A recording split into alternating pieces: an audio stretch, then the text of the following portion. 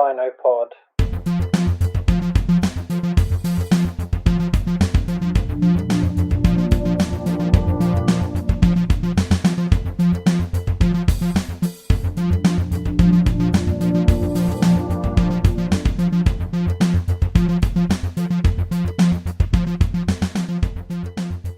Hello and welcome to another episode of DinoPod.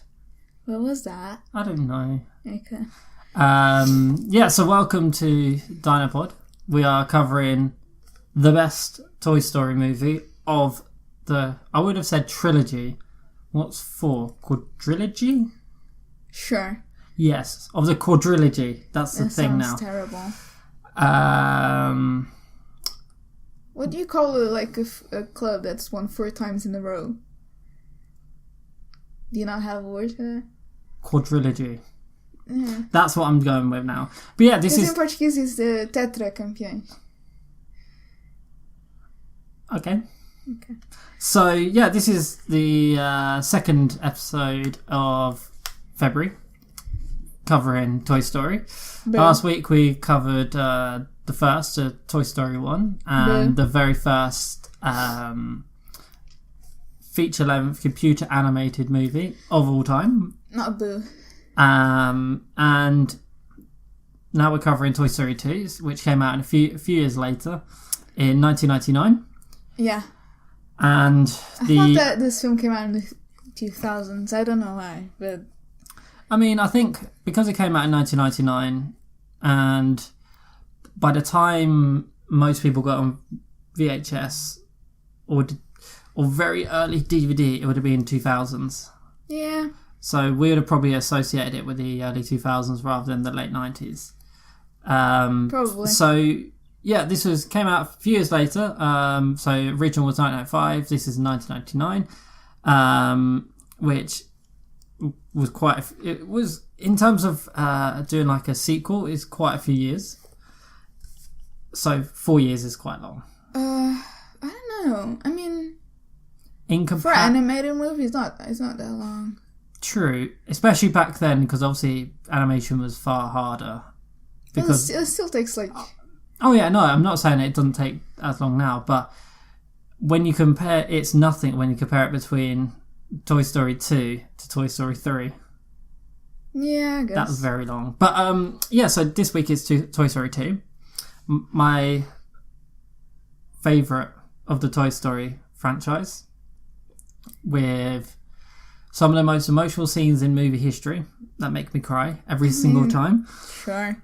I'll give you that. I did like it more than the first one. Oh yeah, definitely. I think unless you're completely nostalgic about the first one, I think most of people can agree that Toy Story 2 is far better than Toy Story 1. Yeah. So let's do a quick fun facts. When I say quick fun facts, it's nearly a page on my notes, so we'll go through it. So initially, Toy Story 2 was going to be straight to video. So back in the day, they used to make it's between like an episode length to a feature film, so it's about an hour. They wanted it to be about an hour long, Toy Story 2. And they wanted it straight to video, so they didn't want it to be in cinemas or anything like that. But that's a weird choice. But I mean, Disney did 100 million straight to video sequels. Yeah, which were kind of terrible. And Disney wanted to keep the budget, keep the costs low, because during the 90s. Well, this is not Disney yet. Disney bought Pixar in 2000. Was it 3 or? No, so it's a tricky one. So essentially, Toy Story 2 is going to be direct-to-video sequel, but because Disney wanted it to keep it an hour long to keep it to cost, Pixar fought to keep it a feature length, and that's because Pixar struggled to find a story initially. Huh. So essentially, Disney thought, you know what, they're going to struggle selling this. Yeah. Because they haven't got a story, so let's just keep it as one of our straight to video shitty sequels. But Pixar's like, it's fine. We know what we're doing. And they obviously did.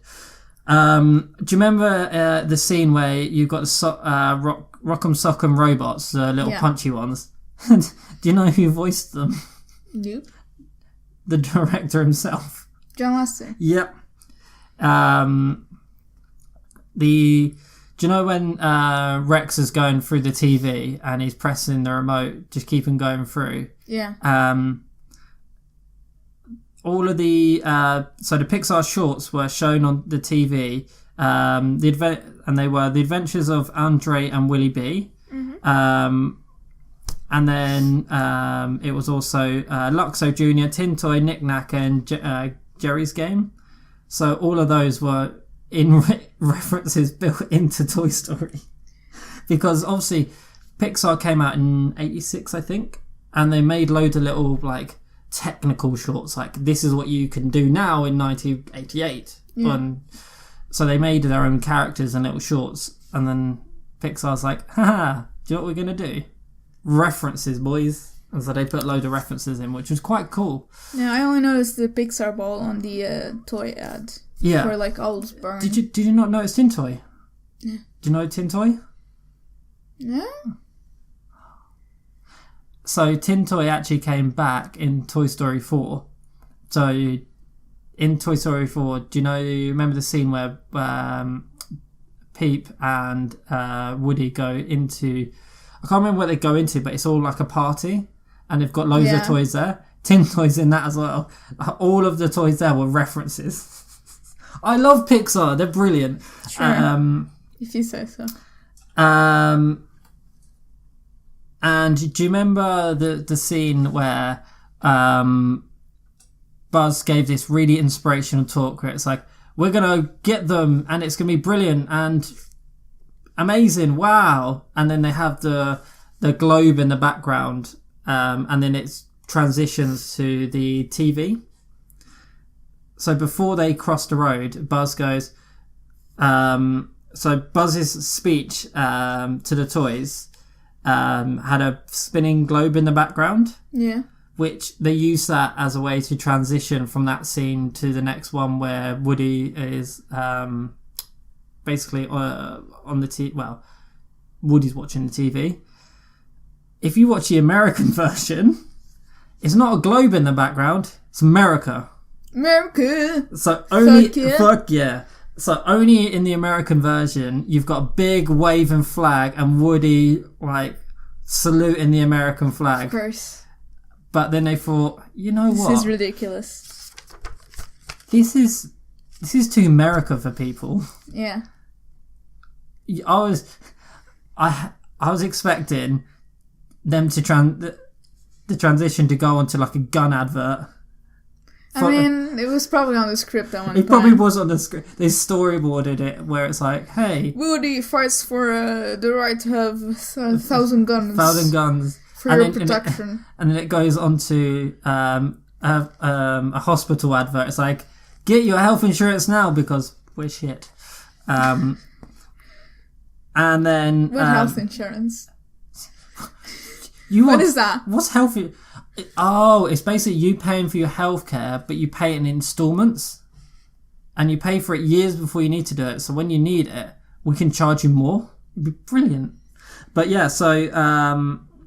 if you go to Disney World or Disneyland, or if you go anywhere in America, buy the fucking best like travel insurance you can buy. Because if you break your leg, or if you break your arm, or if you get you might as well die because you'll be in debt for the rest of your life. 100%. Or make sure you get injured in the Disney parks and then cause a PR outcry and then just make Disney pay for it. Millennials broke my legs. Millennials. Because they didn't have kids. While Childless millennials broke my legs. Yeah. I can't believe that was such a thing. Fucking Twitter and Facebook blew up with people walking around the Disney, with Disney World and Disneyland with t-shirts and childless millennials. I mean, I guess people like creeped out that adults were going to. What I guess is supposed to be for children's theme park. It's not for children, it's for me.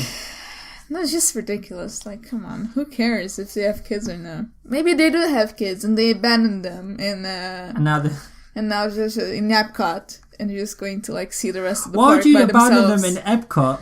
I don't know. Fucking leave them Magic Kingdom or somewhere, or put them in Animal Kingdom, and then just say, "Look at these animals, you'll be fine." And whilst I go on Rock and Roll roller coaster and chill the fuck out, it'd be brilliant. Yeah, in Epcot. But I can't believe it became such a big thing. I know for a fact when I go Disneyland Paris in a few months, I'm going to be wearing my my Toy Story t-shirt with my Woody backpack. Yeah. With a cowboy hat on. Sure. People are going to think I'm such a amazing millennial. The childless millennial. Actually, no. You're also not a millennial. I was going to say, we're not even millennials. We're Gen Zs. We're like in between. So does that mean, like... We don't have a generation. We're like at the end of the millennials in the beginning of Gen Z. Where it's really neither... So what do you say we are? Human beings. We are... That's deep, man. We are... We got to come up with something like clickbaitable. Do we? So do we have to? We're like... I feel like that's a strong... We're wanderers. No, I'm just trying to think. What would you call it? Aimless. The aimless generation.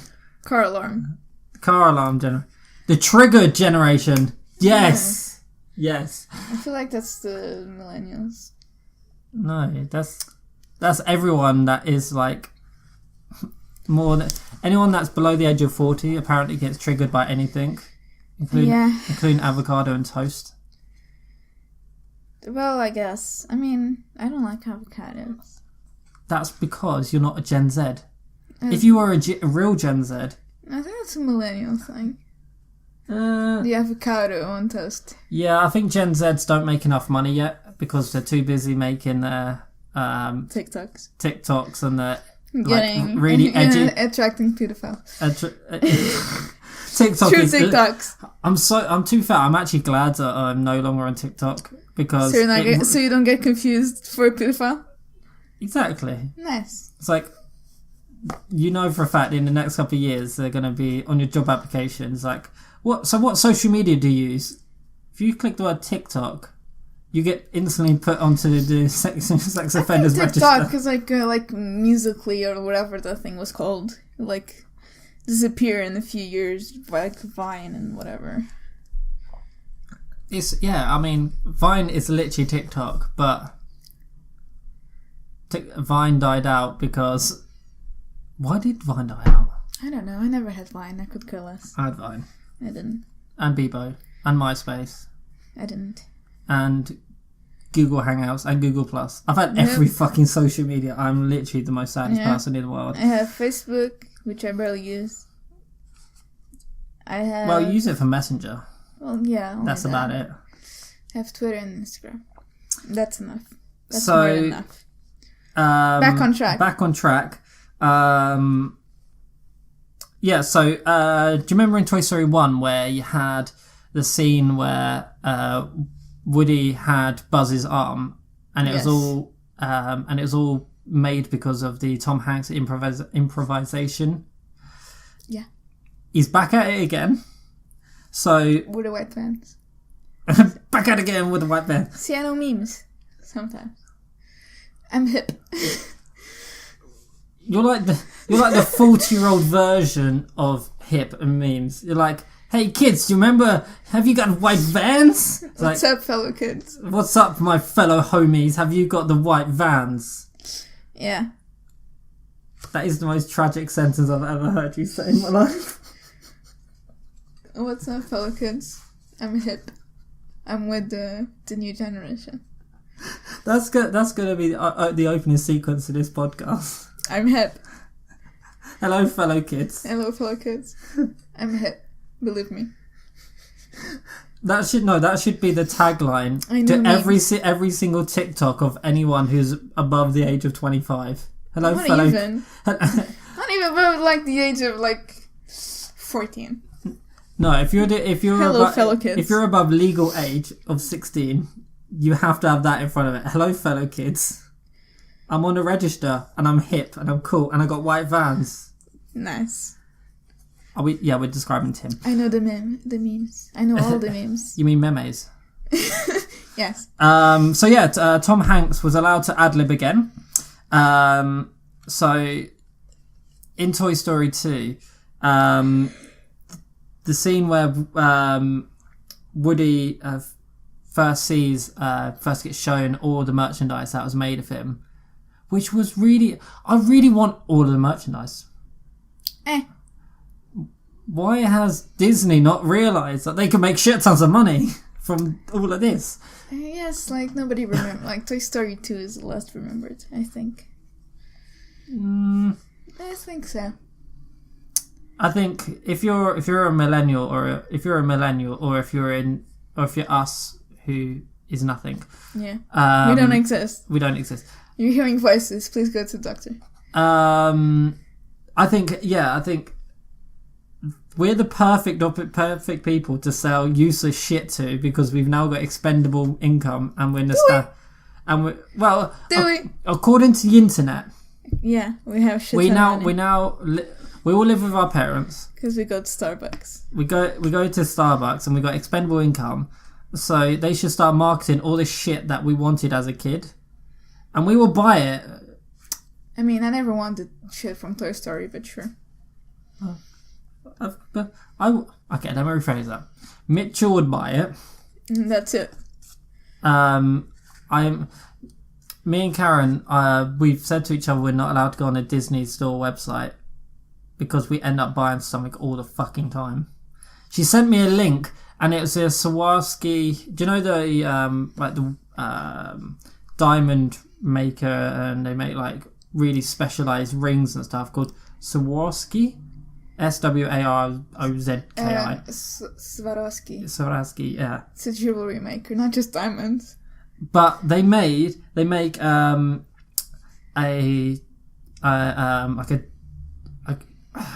glass Rex and a Woody. It's probably not glass. I don't know what it was. It looks beautiful, and they've got one of Woody as well on top of a cube, which has the A, B, C, D, E on her. And it was like £200, and Karen had to say no because I would have wasted all of my money. Seriously. Disney, what does Disney do to us to make us want to spend money on shit that we don't need? I guess.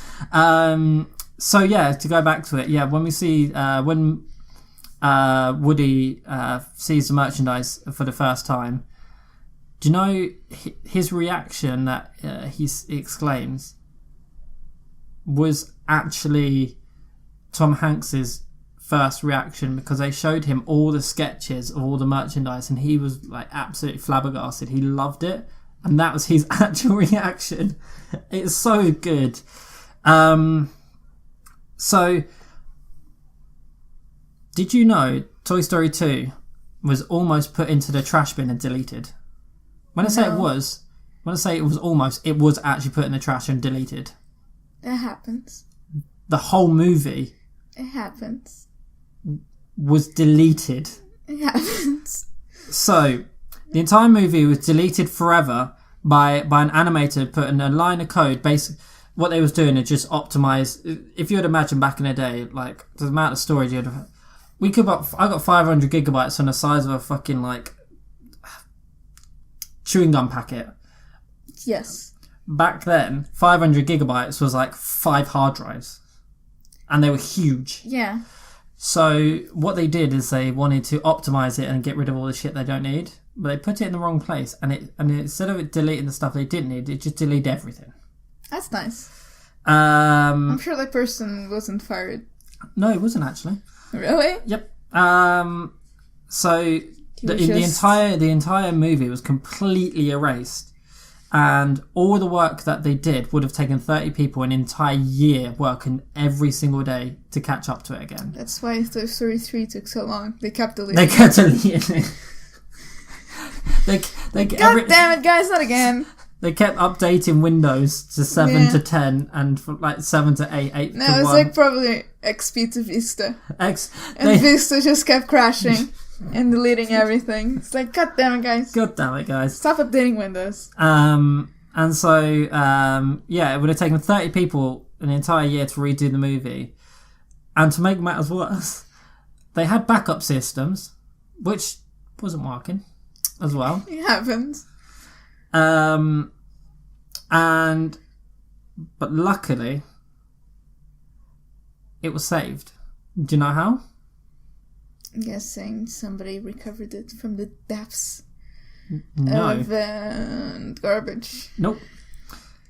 So, luckily, a supervising technical director, a woman called Gaun Suman, was working from home because she just had a baby. Nice. So congratulations on your baby. That's now 20 years old. So that baby, in actual fact, saved Toy Story. Because if she didn't have the baby, she would have been working at Pixar. She would have been working in the office. So what she did was to continue working. After recently having the baby, she brought copies home to work from, and she constantly had to get the latest version, and so she had the latest version on a fucking copy of a hard drive, and just out of fluke, how do you call those? On a floppy disk. It was a floppy. That's people listen to this and go, "What the fuck's a floppy disk?" Chiquette. That's how you call them in Portuguese. Chiquette.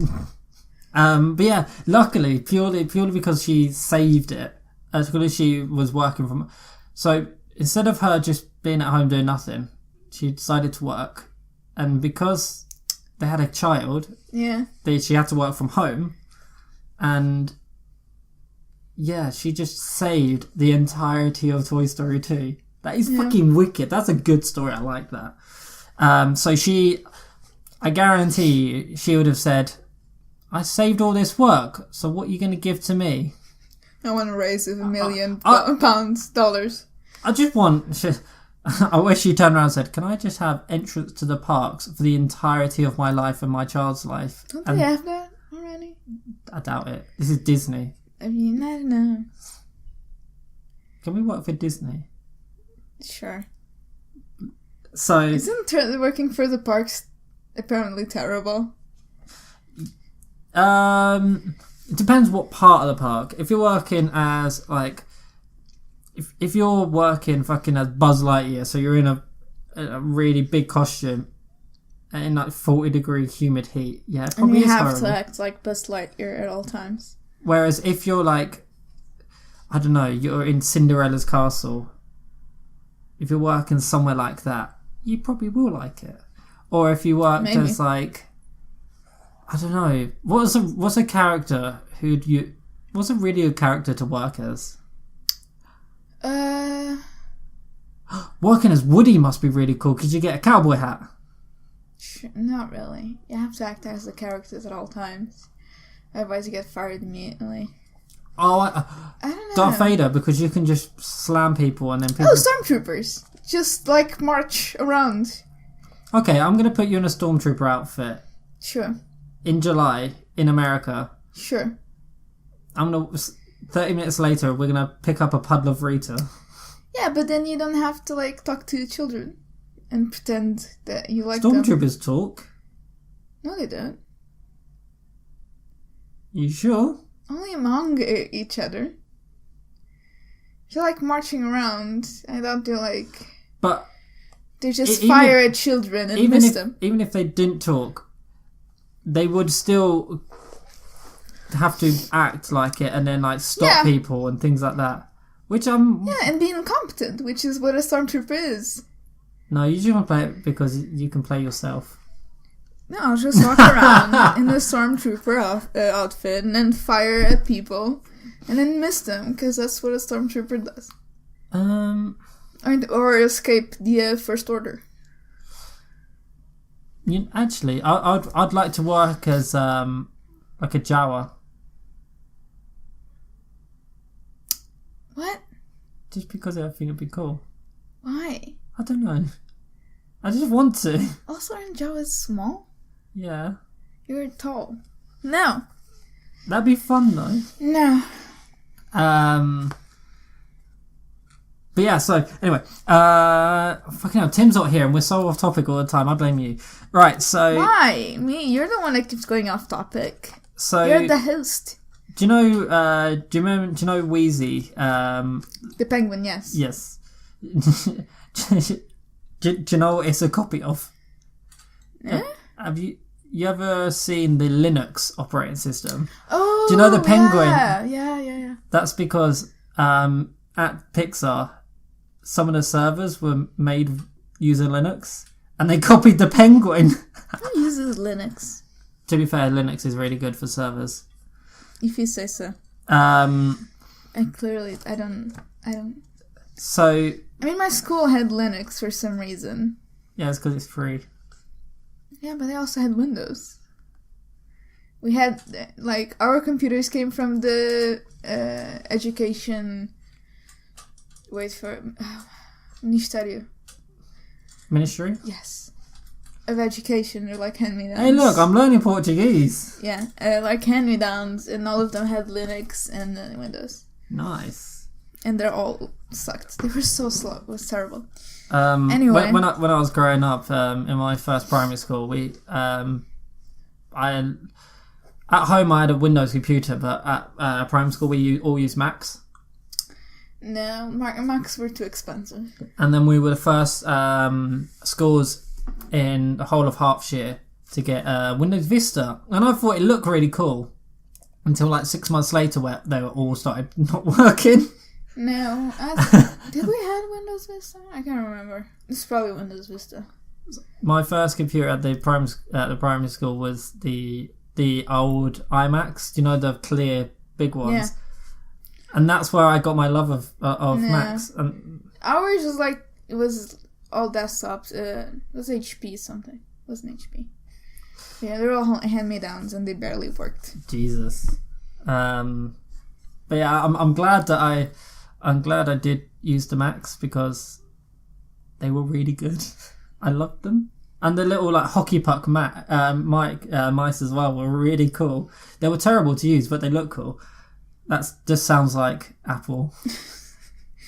They're really cool, but they're terrible to use. Like, functionally, they're fucking terrible. But they look good. In the conversation between Jesse and Woody, Jesse says the sentence, "Sweet mother of Abraham Lincoln," which is a direct reference to Tom Hanks, who obviously voiced Woody, being a blood relative of Abraham Lincoln. Is he actually? Yeah, he actually is. He's a blood relative of the president. That's cool. And he's a relative of a person who's on a coin. Okay. And there's a statue of him. Okay. Just thought I'd remind you. And Tim Allen and Tom Hanks, when they were watching through, so obviously when they're doing voice recordings, they would like to see what was next after in the scene. So but the bit where Jessie is sitting up on the window ledge, and then Woody goes up there to see how why she's so afraid, and the most emotional scene in my opinion in movie history, where Jessie gets basically had the whole scene of her story, and then she gets abandoned. Yes. Tim Allen and Tom Hanks. She's not abandoned. She's like given to charity for other children. Go on.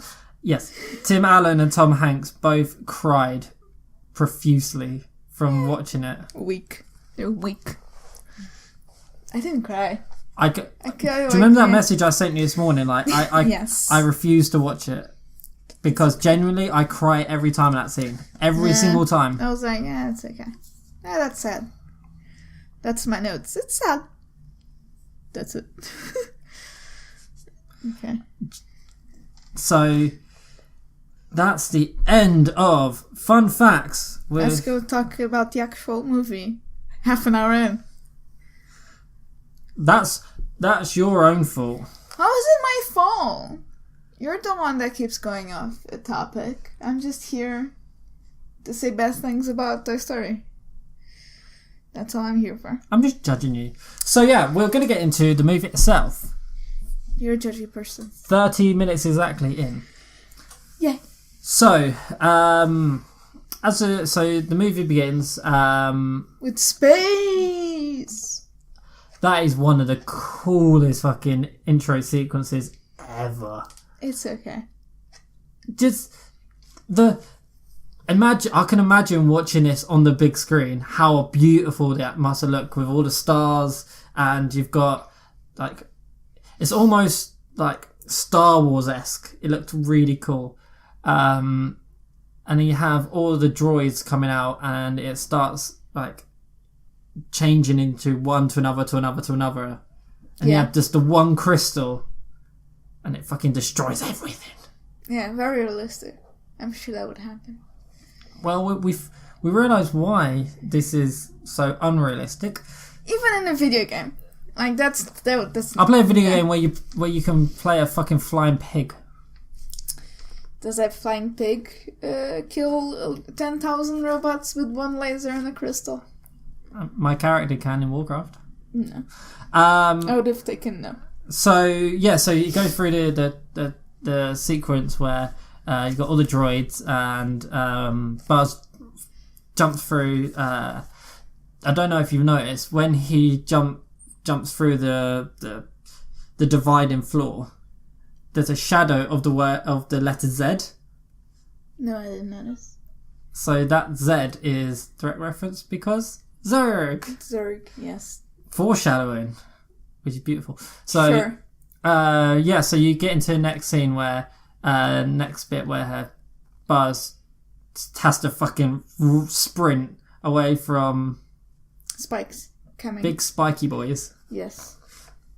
And then he tries to jump across to the end. On the platform. To Zurg's source of power. Which is battery. Which is a battery. And I think if you'd have watched this originally, you'd be like, is this Andy playing with the toys or something? And it wasn't it. At first I thought it was maybe the TV show. Yeah. About Buzz. Until you realise that when he falls, he flies up and you go, oh yeah, he doesn't do this, so yeah. Probably fine. Also, when he was like jumping across the platforms, and he makes like a noise. Yeah. Was it a reference to the score of 2001: A Space Odyssey? It was, wasn't it? It's good, wasn't it? Dun dun dun dun. Yeah. Do. In influence. Yeah. I know. See, I pay attention to the movies sometimes. It's so good. So yeah, he flies and was gonna go to grab the source of the power, and it's like it's a hologram. It's a hologram. Dun, dun, dun. So he finds out it's a hologram, and a Zurg comes out of the floor. Is Zurg a direct reference to like Darth Vader? Well, the breathing is. Yeah, it must be. So he comes out the ground, and then also later on, it clearly makes a reference to like Star Wars. Yeah. He starts firing at Buzz, and he deflects all of them, hits him on the head, jumps across, and then he gets destroyed.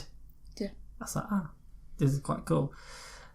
And then you had the first funny bit of the entire movie, where Rex has a fucking glass bowl on his head. He's like, rah! He's like, my arms are too short, I can't press the jump and the fire at the same time. And then Buzz is like, don't worry, I think you're a better Buzz than me.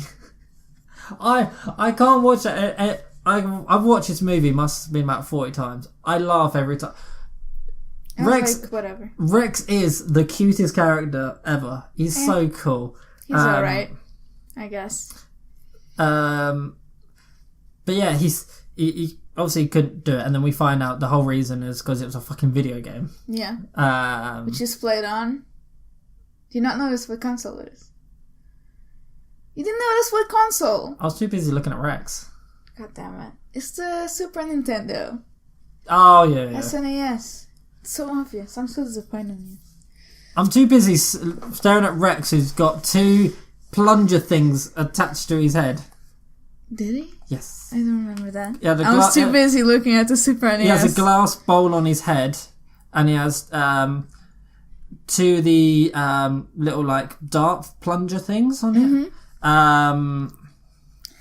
No, I was too busy looking at the controller. Jesus. Where's my English? I mean... To be fair, I was watching the Oscars till 3 a.m. I'm sleepy. Just a little bit. Even though I had like 15 cups of coffee, which was way too much coffee. But... The Oscars is such a waste of time. No, it isn't. I disagree. I like them. Could have watched Choicer instead. No. So, yeah, so this is... so if we move ahead a little bit, so... Woody is really excited about going to the Cowboy Camp, which is like a yearly event that him and Andy go to. Why is there a Cowboy Camp? Because later on the movie, you're like, nobody cares about cowboys anymore after Sputnik, which is why the program was cancelled. Mm-hmm. But he's going to a cowboy camp instead of a space camp, which, according to the movie, would have been more popular. No. So, it's because Woody is such an old and really rare toy. When the series first came, the Woody series, yes, that was roughly 68, 69. Yeah, and then... And it got cancelled because no one cared about it. They just want to go to space. And exactly. Now they're saying, all these years later, people don't give a shit about going to space. And they want cowboys back? No, because then there's just like a bunch of the whole aisle just of Buzz toys. That's nothing. That's not pushing the plot along. That's just a. They just wanted. It's what the toys are selling. It's what the thing's selling is space toys. But the whole point is that you could. Also, Buzz was like the hottest toy of the year. Right. Which is space, and Zurg, which is space. But then, agreeing, but then you could also have a small bunch of children that they say go to Cowboy Camp. It could just be like going to, what are they called? Like the Scouts. It could just be like the Scouts. The Scouts are all year. Yeah, but they could go to like the Scout Camp, or they could go to like the wilderness, and they call it Cowboy Camp. Because you go there and ride horses and stuff. No, it's a plot hole. It's not a plot hole. It's a plot hole. Nope. The Scouts are all the way around. I'm very familiar with the Scouts. My cousins and the Scouts, they don't pick and choose one camp a year. And they definitely don't call it Cowboy. Just saying. Hashtag just saying. Is it in America? Yes. Cowboy Camp. Moving on. No. Yes. And my cousin actually knows how to ride horses. And she still doesn't call Scouts Cowboy Camp. But it's not in America. We've got to remember, this whole movie is about America. Scouts is an entity, a worldwide entity. That's why there's a yearly Scout world thing. It happened in Japan. It happened in Japan one year. My cousin wanted to go, but couldn't because it was expensive. So you're saying to me, in America, there's no such thing as Cowboy Camp? According to the movie, you shouldn't, because nobody cares about cowboys, which is why everything about Woody was cancelled. Have you noticed in this movie where, because Annie's a kid, he's just moved on from space Rangers and stuff. Yeah. Like there's no Buzz Lightyear posted up on the wall and thing. His sheets are space themed. Yeah, no, that's space themed, but it means that he's not so invested in Space Rangers stuff, so he's gone back to Woody. Plot hole. I call it plot hole. But yes, he's getting ready to go. Cowboy Camp, yearly event. How old is Andy? He's what, 10, 12? Why does he still have blocks? Like, letter blocks. Plot hole. There's no such thing. You don't have plot holes if... I'm calling everything in this movie a plot hole. Maybe Andy just likes having it. You don't have to have a reason to have something. You do. Unless it's coronavirus, then you've been to China. Well, I collect coronavirus. So I then can sell them to a museum in Japan. Fuck's sake. Oh my god, we've only got through the first fucking bullet point in 40 minutes. What are we doing? Not my fault that you took 3 years to get to do synopsis.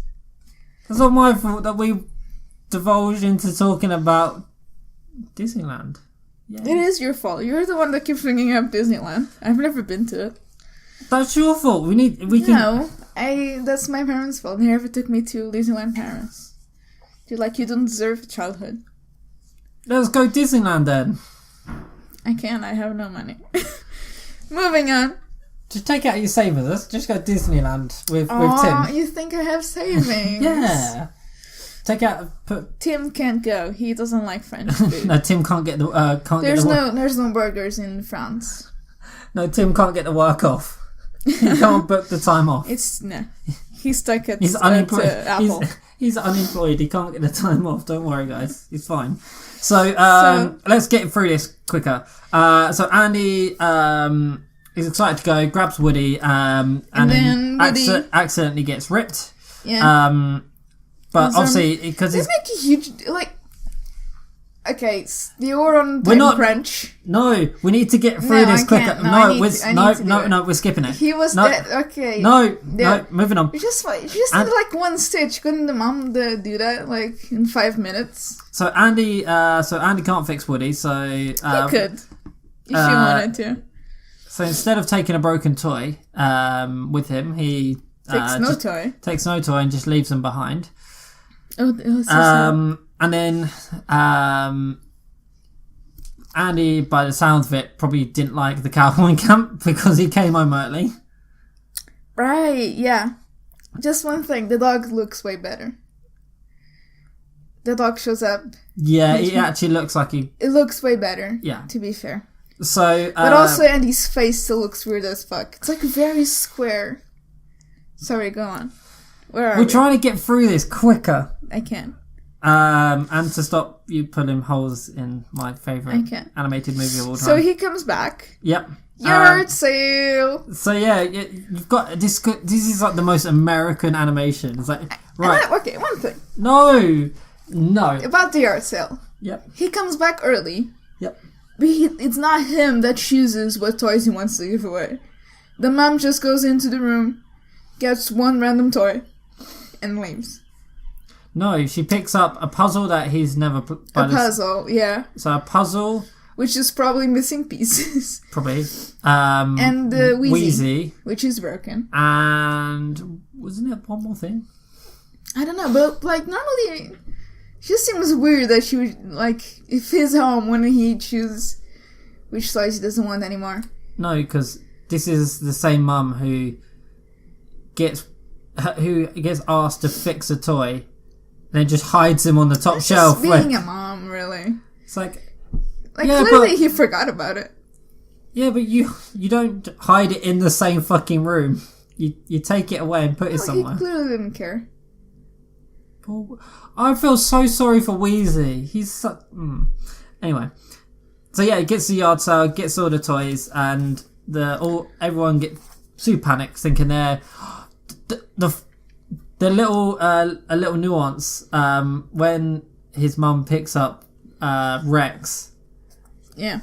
Rex is completely stationary, but we as the audience can see his eyes looking, and he's you can see that he's shitting himself. He's like, I'm gone.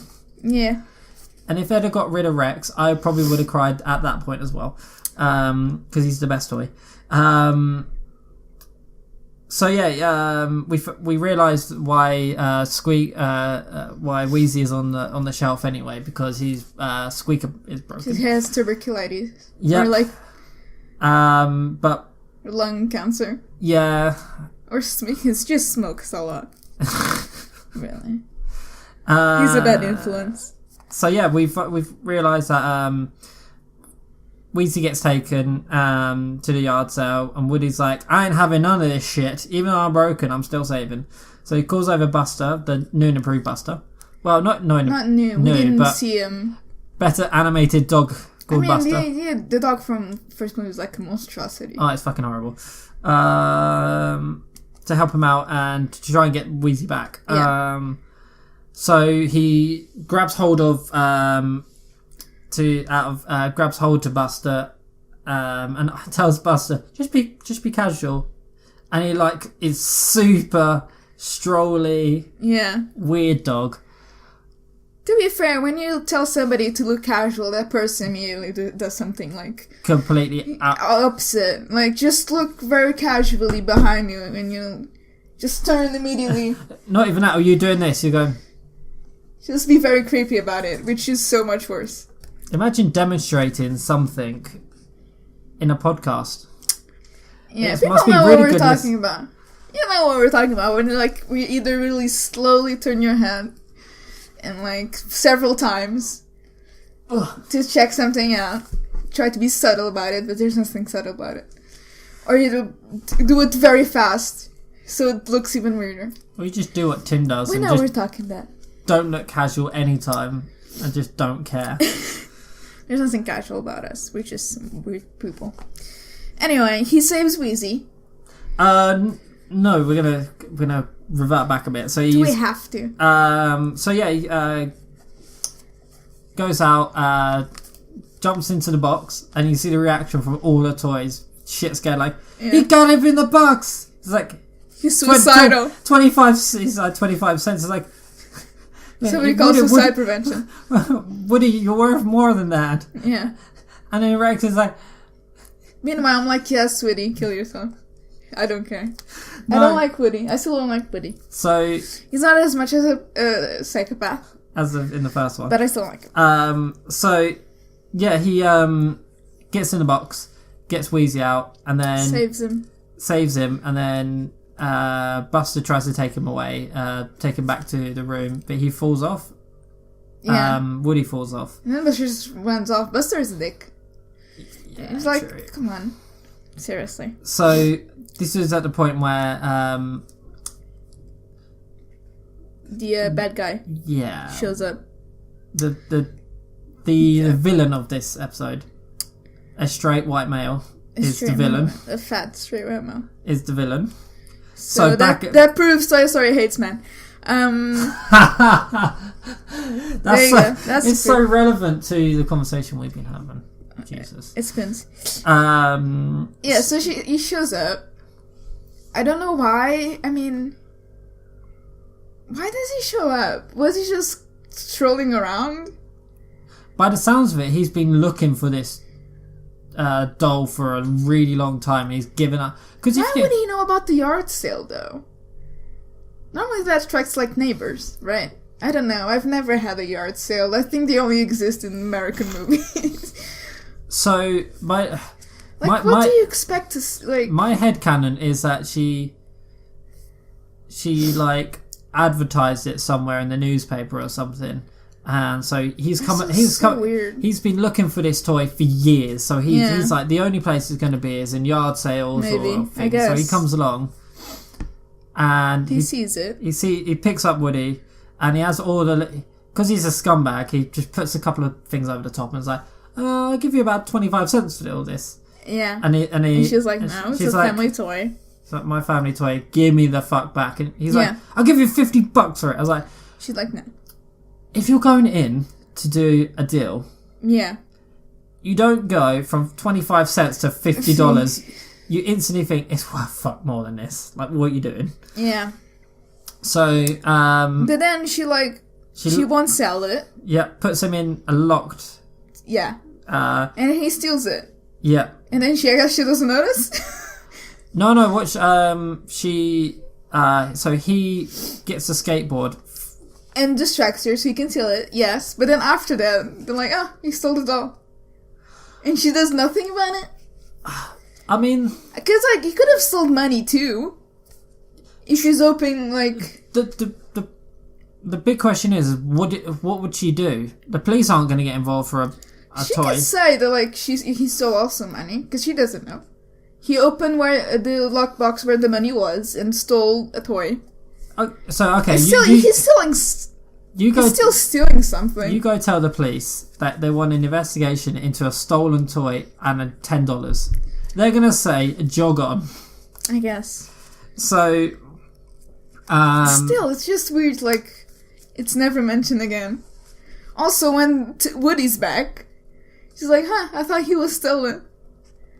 I mean, it is what it is. Was she not planning to tell the kid that Woody's gone? It is what it is. Like, maybe he won't notice that his favorite toy was stolen while I was distracted by a skateboard. Well, because they were moving. No. They moved the last movie. No. Because I'm trying to headcanon this, okay? We're just going to skip it. We're just going to forget about it. No. Then we see Buzz jump down to try and rescue him. Yeah. Gets flung off, and we have the car drive off with the license plates LZTYBRN, which translates to what? No. LZTYBRN. No, what is it? Al's Toy Barn. Oh. Get it? I get it now. And that's why when you see later, them pressing it, Buzz is trying to guess the thing on whatever the toy's name is, where he's pressing all the buttons. Yeah. That's because he's trying to decipher what he's saying. Now do you get it? Now I get it. If only the mom was as smart as a toy. Oh well. So yeah, Buzz uses the toy. I think it's Mr. Spell. And finally realizes it comes up out of Toy Barn. Woody then finds himself like kind of in the apartment, and finally meets up with all the toys. So that's Bullseye, a cowgirl called Jessie, and a in the box toy called the Prospector. Yeah. Which is very creepy because when people say I'd like to keep them in the box, mint in the box. Like right now, I have like 5 pops all in the box. They hate me. They literally all hate you. They hate me. I take all my toys out of the box. I don't. Because of Toy Story. I don't. Almost all of my like I don't have like many toys, I guess, but they're all in the box. Especially they have like windows, so you could see what's inside the box, like pops. Has Toy Story made me go a bit insane? I take every toy out of the box because I think they're getting lonely. No, like if for the pops, normally I keep them in the box unless I'm trying to save space. Or like some PVC, like Dragon Ball figures. Those I take out of the box because they have like a little stand to put them on. That's about it. Yeah. So each one of toys is very excited to see what it fueled because we find out the reason why they were there is because they are completely fucking. It's like anything. It's like if you have seasons 1. They're worthless without the white male. If there's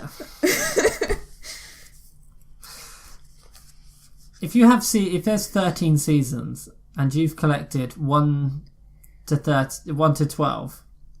Yes. It's not a complete season. Not a complete set. So it's worthless. You have to have all of it. Yeah. So again, you're worthless without the white male. White straight male. No, you're not. You're worthless without the 20-something straight white male, the dominant figure. Yeah. Definitely.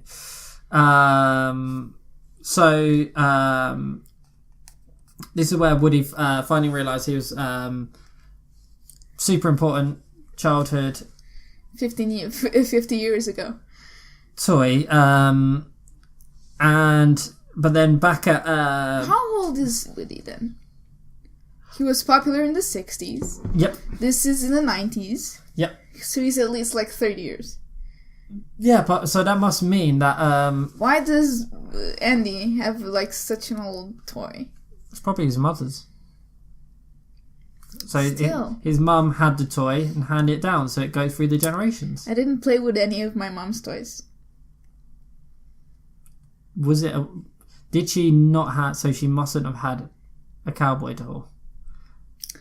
Maybe she did. Maybe she didn't. I wouldn't know, because I didn't play with any of my mom's toys. Maybe she did, and then she had a yard sale. She had a yard sale, yes. And it was stolen. Maybe. See? Maybe she just left it. When we were... Or like, the dictator took it away. So, yeah, we go back to Andy's place, and you have another funny scene where they slam the button through the channels. Yeah. Trying to find the ad. Trying to find the ad. And then Etch a Sketch jotted down the map, which is quite cool. Which is kind of useless, because then you turn back to them and the map is still on the TV. Yeah. So you just stop there. And so then they put a rescue party together of Buzz, Potato Head, Ham, Rex, and Slinky Dog. They all just leave. Where is I Andy? understand Buzz. I don't know why Mr. Potato Head's there. I don't know why Ham's there. I don't know why Rex... They only need Buzz and Slinky. Where's Andy? Because he came back from the camp and then disappeared for a day. No, so his mum came home from camp. Okay. So she was just selling off his toy without him knowing. Great mom. Correct. And so Buzz... Because Buzz mentions that the time that they come back, Andy... They're trying to get Woody back before Andy comes home. Yeah. So Woody has been watching all the old TV programs that he featured in and absolutely fucking loving it. Yeah. And then playing around with no. So their merchandise. They had before that happened. They get to the cliffhanger. Do you get it? Cliffhanger. Ha. Very original. And then the prospector basically turned around and said, "By the way, kids didn't give a shit about you. You're cancelled, mate." Yeah.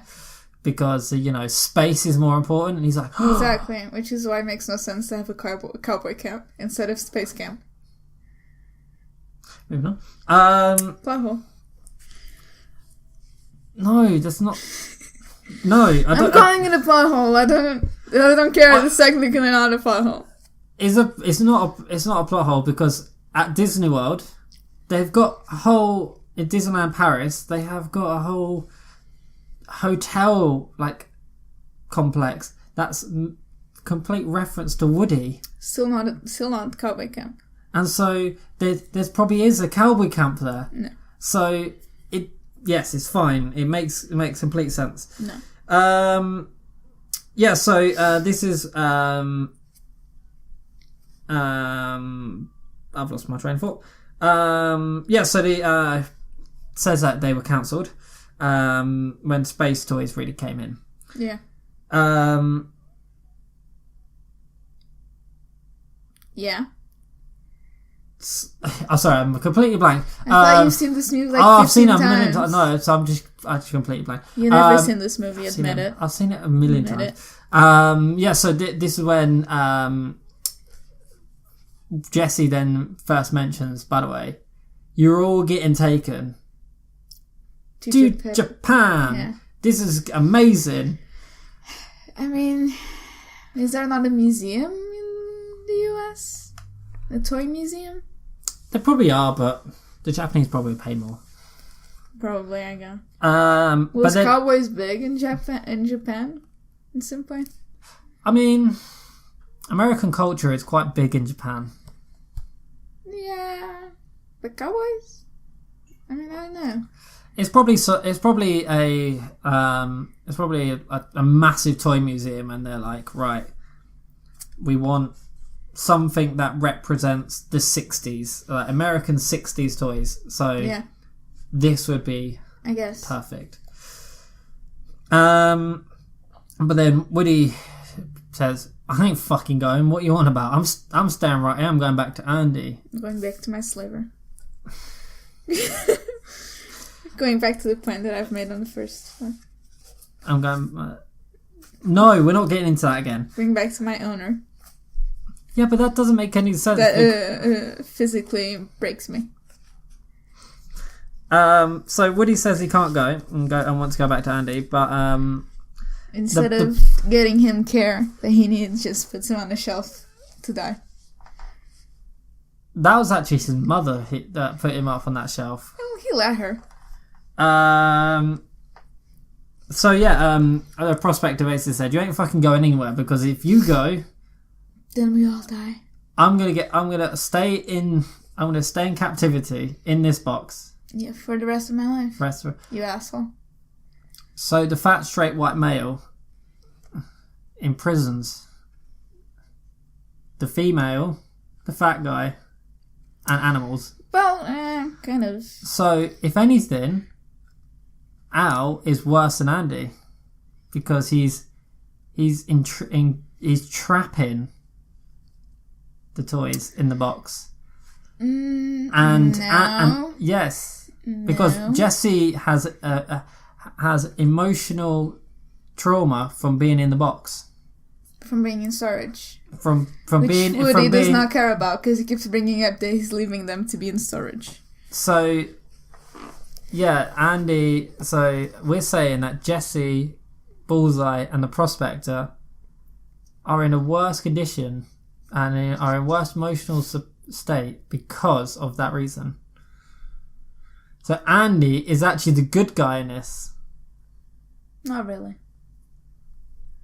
Andy's a good guy. Not really. We love Jesse, actually. Jesse's okay.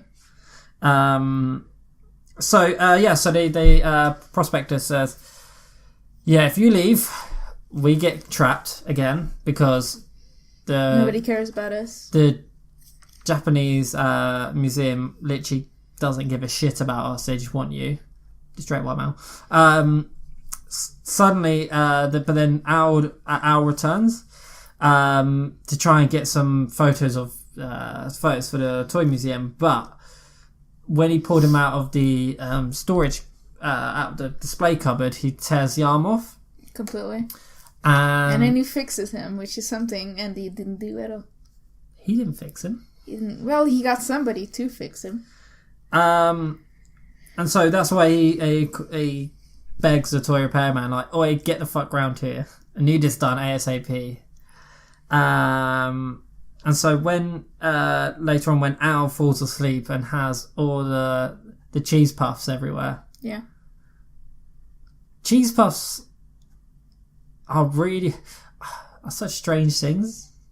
I don't know why. Anyway, okay, she says so. I mean, they're a snack. They're snacks, and when Al burps, I can smell what Woody's smelling, and it's rank.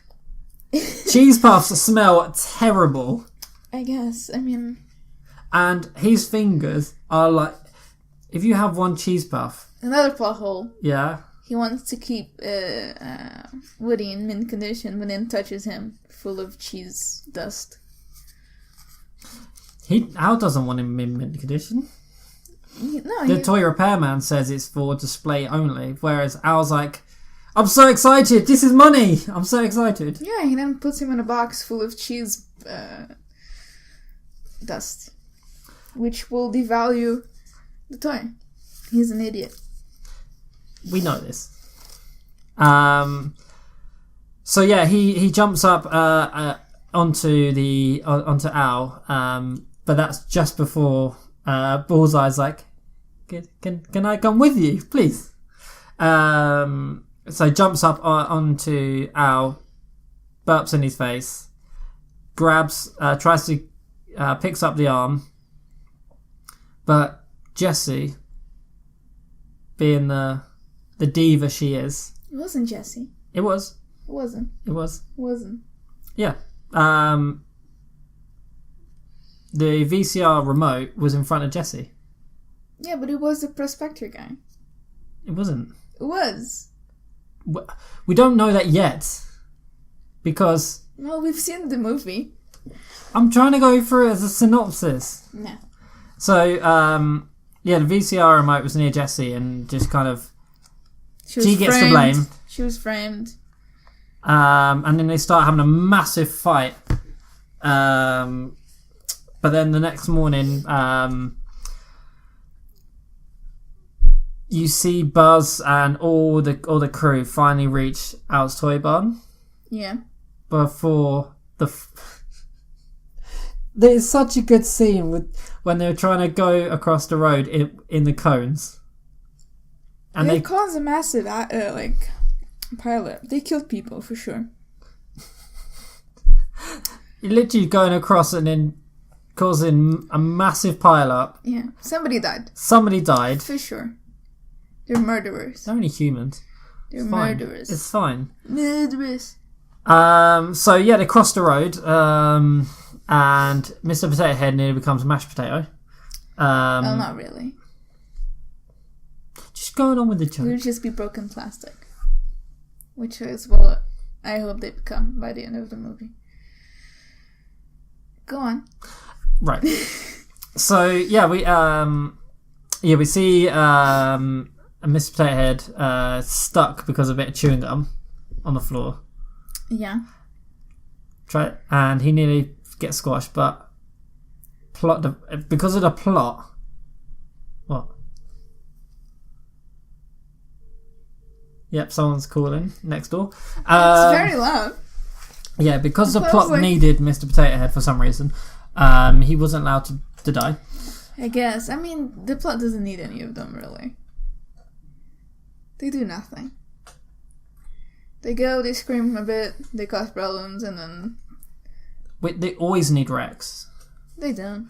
So, they get across the road, and they all they all jump to open the doors. The motion-censored doors. And Buzz realises that there's an anti-grav belt on one of the toys. One of the Buzz Lightyear toys, and I was like, I want one of those. I'm going to steal it. Also, did you see the Bugs Life toys? Yeah. Nice. But then he was about to grab it, and it's alive. It's alive. So yeah, he gets put in a box, and the new Buzz replaces him. Yeah. Also, Barbie shows up. They got a massive deal with Barbie because there's Barbie everywhere. And they get a tour guide. So yeah, they get a tour. They get a tour guide. What does she say? Did you get it? She spoke in Spanish. I don't really pay much attention to that. You don't remember her speaking Spanish? No, I do. Permanecer sentados, por favor. Something, Spanish, please. The most American accented Spanish possible. The actress never spoke Spanish before this. Yeah. Did you actually see this movie? You're missing tons of references. I'm upset. Yes, because I know Spanish. You don't know Spanish. That's the joke. Permanecer sentados, por favor. So, back at the Owl's, we cut back to Owl's place where the old... Also, there was a Jurassic Park reference. I know. When Rex is running towards the camera and says, "This is what we need to talk about. Who cares about the plot?" We do. I know. Because we're an hour and 10 minutes into it and we've got It's your fault. So we go back to Owl's where you have the old man. He's the type of person who knows absolutely everything about one topic. We all got that one person that we know where they're really old and they're like... Tim about football? He's literally the Tim of the toy world. Sure. Tim is the old man toy fixer of football. Yes. And I want the little box he has. Utility box. Because he opens it and everything just kind of goes out and out and out. Yeah. And he has a little like toy like hat rack. Yeah, that was like, why would he have that? That seems really specific. That's so cute. Well, I mean, it looks like it's just like a coat rack, so it's fine. It is a coat rack. Yeah. It's a tiny coat rack. Yeah. Okay, moving on. He fixes Woody.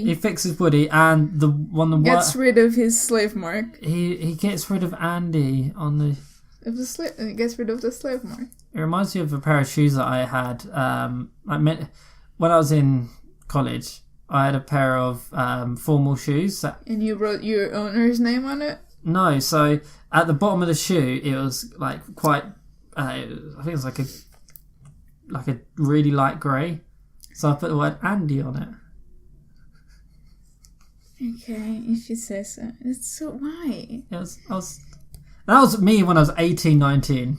I wrote the word Andy at the bottom of my shoe, and everyone got the reference, and everyone loved it. It was brilliant. Did they, though? Yeah, because I was in an animation course. Or it's like when Tim speaks about football, and you're like, wow, interesting. I was in an animation course. If you say so. So everyone loves it. No. And no. It's one of the most iconic things of this movie. If you wrote Andy on the bottom of your shoe, every person in the fucking world would probably know who it is. I know several people that wouldn't know. All I need to do is show it to my grandparents. Or my mom. Stop making me upset. Or my family. They would not get the reference. So, yeah, he gets completely restored back to new, essentially. Including his eyeballs? No, they didn't replace the eyeballs. They did. They didn't. Clean them. They cleaned them. With, like, a cotton bud. Yeah. And, yeah, he gets the photos and things like that. And Woody is over the fucking moon. He's fully restored. He's ready. Yeah. Jesse can't wait to go back to Andy. He's like, I can't wait to go back to Andy. Even though he knows they get super sad every time he mentions that. Just insensitive douchebag. It's like if your cat died, and I kept every 5 minutes I would mention how my cat's way better than yours, and your cat is dead. Leave my cat out of it. Like if Timmy died, and I got a cat that looked exactly like Timmy. But I kept telling you it's so much better than Timmy. Well, Timmy's on the ground. That's what Woody's doing to Jesse. You're not allowed cats in here. Also, I hate cats. I'm sad. So he's really excited about probably going back to Andy. And Jesse gets upset and leaves. Well, not leaves. She goes to the window. Yeah. To sadly look out the window. And then he goes to her to talk about Andy. Like, could you not get a hint? Like, seriously, social cues. So Jesse has... And then we go to bed. And then we go to the most emotional scene in animation history. Well, I wouldn't say that. It's very sad. And... It's very sad. You had...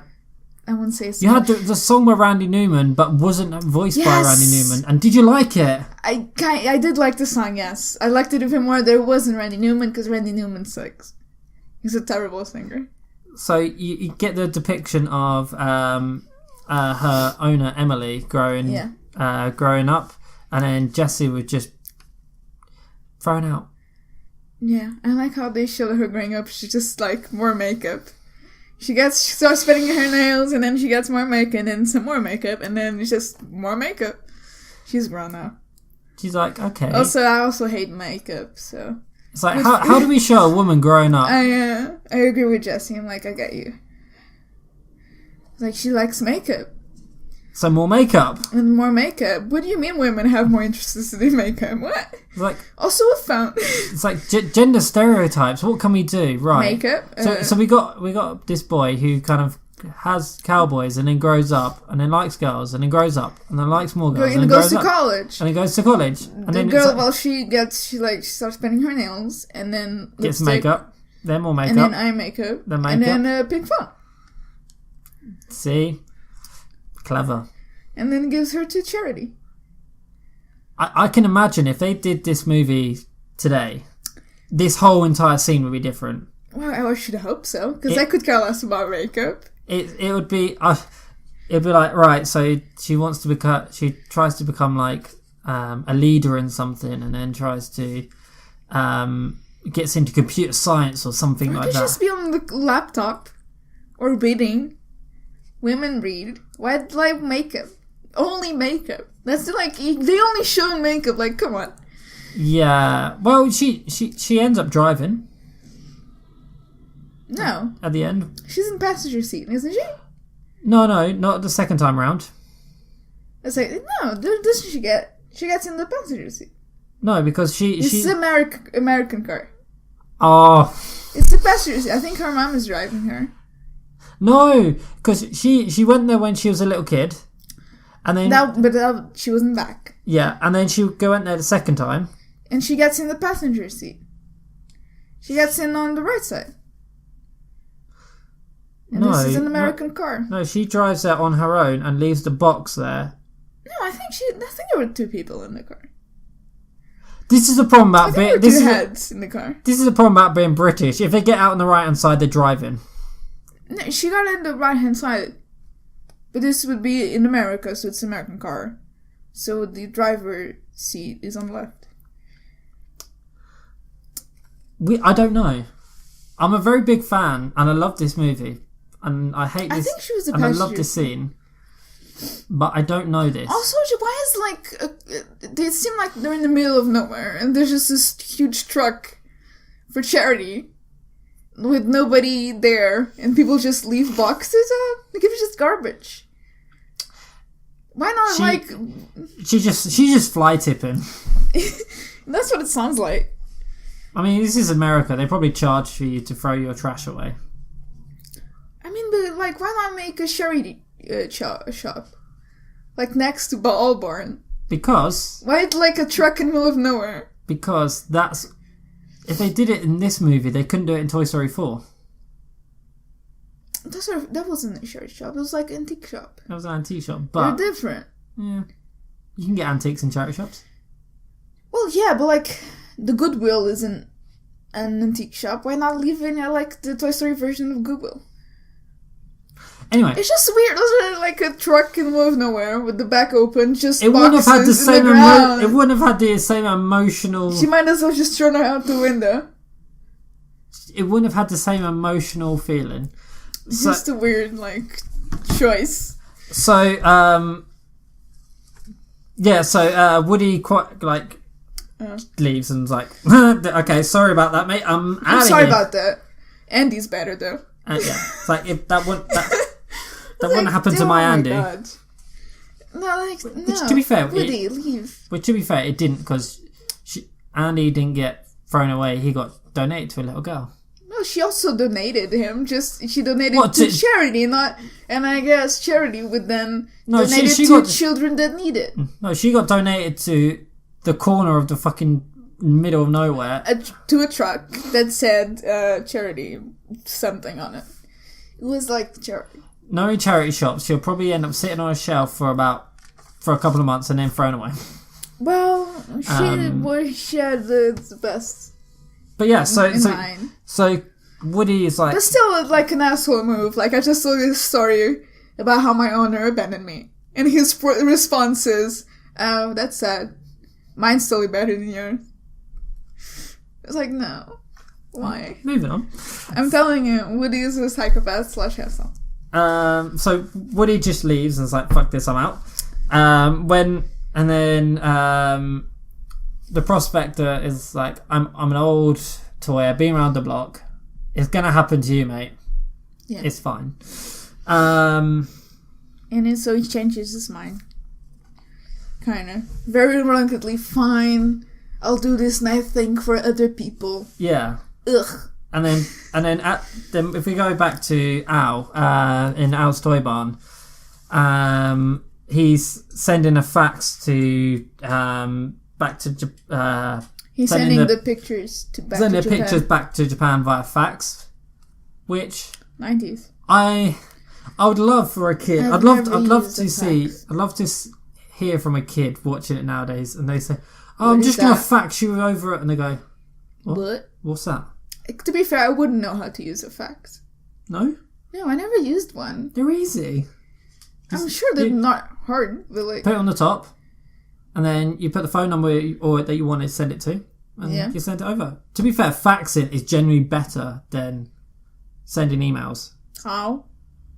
Because if you need to print something off, so if I've got a piece of paper and you want a copy... Yeah. I'm going to have to put it on a scanner bed. I'm going to have to scan it, copy it into my computer, then copy that onto an email, and then send it over to you. Whereas I can put it on the flatbed, fax it over, put your email in, fax it straight away, done. Oh, yeah, that's fair. Yeah. Which is annoying because why couldn't we have like modern fax where it's like you just put an email and send it straight away, but you have to put it on a computer and then do... I don't know. Yes, because... less and less use paper. He faxes over the photos, and then all the group jumps into his satchel. It's not a satchel, just a bag. Yeah, it's a satchel. It's not a satchel. To try and find Woody, essentially, and then the real Buzz has finally got himself out of his cage. Yeah. I love that nobody knows, like, that's not really Buzz. That's like good friends. Like, if you were switched with somebody who looked slightly like you, but had a huge difference, which was the belt, and acted completely different, I would like to think that would notice that you're not actually Mitchell. Well... If I was switched with somebody else, I would like to think that you'd know the difference. Well, if I turned up with... a completely different hairstyle, would you have noticed it's me? Yes. But I could have had a twin. Yeah, but you act different. Twins don't act exactly the same unless they're in a horror movie. Exactly. Come play with us. To be fair, I should know my cousins are twins. Well...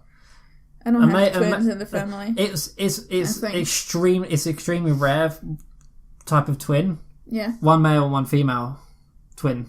Yeah. Ridiculously rare. Is it? Completely opposite in terms of personality. Well, yeah, just because they look the same doesn't mean they are the same. No, they don't look the same. They're twins, but look completely different. If they were different genders. That is really rare to have. That is really rare. I guess. I don't know. I think apparently identical twins are more likely than to have gender opposite twins. Are they? Yeah. Because like you can be the same gender and not be identical twins. Yeah, no, definitely. Like the most rarest type is gender opposite twins. That are also that's more rarer than identical twins. Is it? They could still be identical twins. Because the way it's different, an identical twin, it's because the egg, instead of when the cell starts form, instead of separating into 2 and 4 and 8, they like doubled. Yeah. And fraternal twins, it's just 2 eggs were fertilized at the same time. Yeah. And I don't know. So you could have 2... We're talking about biology like we understand any of it. So you could potentially have a twin. You could have twins of the same gender but look completely different. You can have... That would be fraternal twins. 2 females that look different. You have 2 males that look identical. 2 females that look identical. So having a male-female version... male-female and they look different is apparently one of the rarest. I'll believe you. I wouldn't know, but...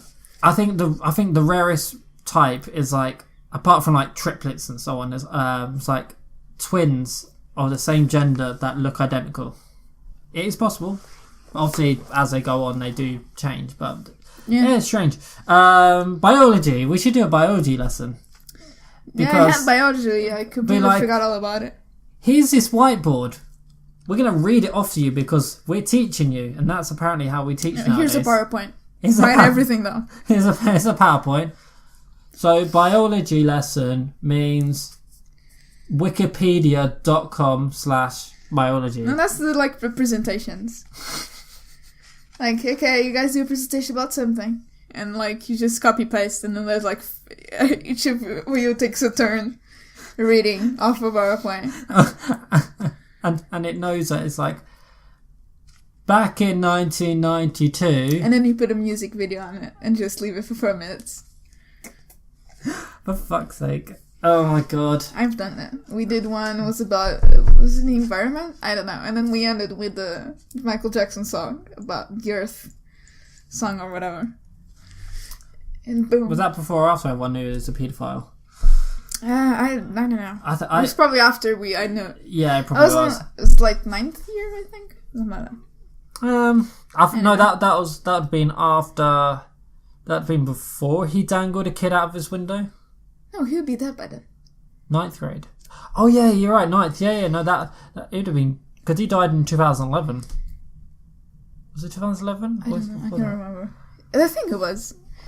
Anyway, it was before I watched the documentary, the Leaving Neverland documentary. So yeah, moving on. As they get taken out of as he's in the bag, you see Rex's tail just out of the bag. I love Rex. Continue. Unfortunately, the toys just get left in the car. Yeah. Because plot device. Yes. And then they all come out of the bag. They all come out of the bag, out of the car because security doesn't exist, and here's really old car, which I can agree. And they go up the ventilation. They go through the ventilation. Meanwhile, the real bus is following them and being followed by a Zerg. Yep, 100%.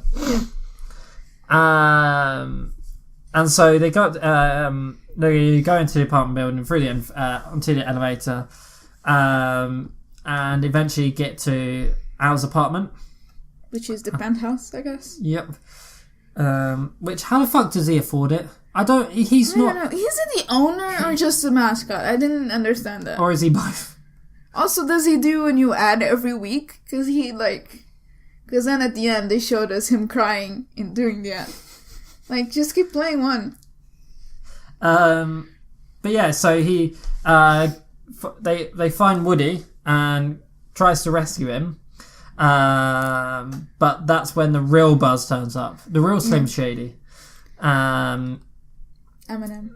And... Which performed at the Oscars yesterday for no apparent reason.